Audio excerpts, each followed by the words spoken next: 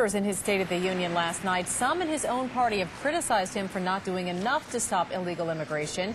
That includes an Ohio sheriff who is now billing the Department of Homeland Security for the cost of keeping undocumented workers in his jail.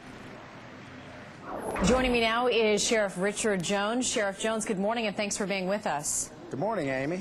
So tell us why you think the federal government owes this money to Butler County.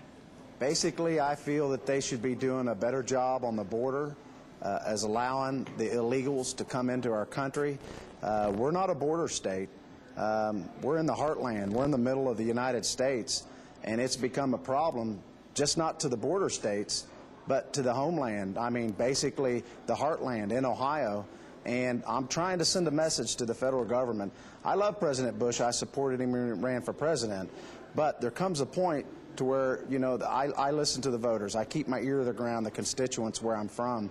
And they're telling me they need help, we need help. I'm trying to send a message.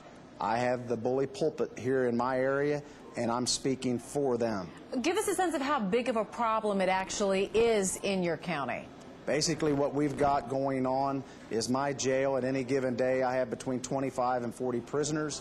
Out of that group, probably approximately 20, what I can tell, are here illegally. When I say here illegally, what I can tell is they don't have Social Security numbers. They weren't born in this country, and it's causing me problems as far as housing prisoners. I house 800 prisoners. I can go as high as 1,200. It's very costly. It cost me close to $1 million last year to house these prisoners.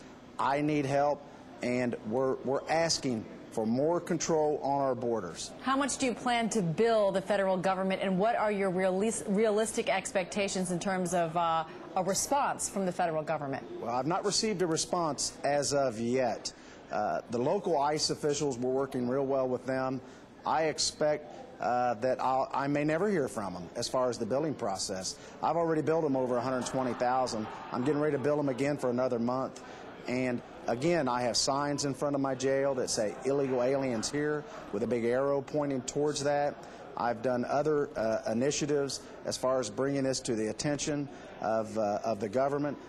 Again, hey, I love President Bush, but he gets an F- in immigration. And I'm a conservative Republican in my area, and I get some criticism for speaking out against my fellow Republicans. I was going to ask about the feedback. You mentioned your constituents. What have you been hearing from both sides? Well, I'm hearing from my constituents roughly 90% through my blog page and our website. 90% are in favor, probably 10% across the nation are against this issue. The ACLU isn't real happy with my stance on this, but again, I take the stance of whatever the ACLU stands for, I'm against. Whatever they're against, I'm for. So we're kind of on opposite pages, but in the heartland, probably 87% to 90% what I'm seeing and hearing, they want our government to do something, help us here in the middle of our country. We're even, I've talked with our state representative, Corky Combs, and Michael Fox, a state county commissioner. We're trying to get initiatives passed, laws changed in Ohio. We think we'll have that law introduced here within the next couple months with bipartisan support, to where if you trespass in the state of Ohio, local officials, such as myself, we can arrest you for trespassing in the United States. All right, Butler County Sheriff Richard Jones, thanks so much for joining us. We appreciate it. Hey, thank you. No gray area with that guy, No, huh? it's black and white. He knows what he wants. Up next.